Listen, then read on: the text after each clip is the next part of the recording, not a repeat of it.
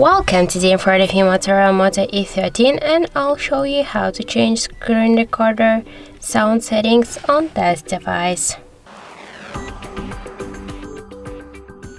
So first let's open notification panel shortcuts, and after that we should find here the screen record icon. Just hold for a while this icon. Now just before starting the screen recording we can change the sound settings here. So now we can see here the record audio switcher.